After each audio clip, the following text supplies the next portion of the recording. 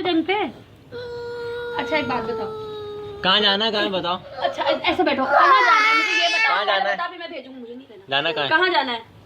जंग पे। जंग पे? किसके साथ जंग हो रही है?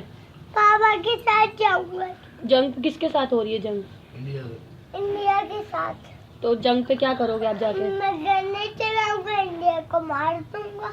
तो आप तो छोटे हो अभी, तो छोटे हो ना बेटा, तो अभी नहीं जा सकते हो आप आप। बड़े हो गए ना, तो आप जंग पे जाना, आप जब आर्मी में जाओगे तो।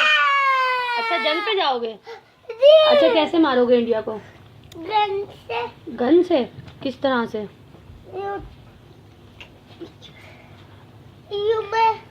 मैं चलाऊंगा। और ब्लास्ट करोगे? क्या? प्लेन में जाओगे? कैसे जाओगे? प्लेन। आप हो तो कौन? अभी तो आर्मी वहाँ होती है ना, बच्चों को इधर भेज देती है। आर्मी हो आप? अच्छा कौन से पायलट हो? फाइटर।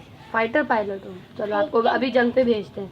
तो अभी आप छोटे हो, नहीं जा बोलो सकते। गवर्नमेंट ऑफ पाकिस्तान मुझे जंग पे भेजो। गवर्नमेंट पाकिस्तान मुझे जंग पे।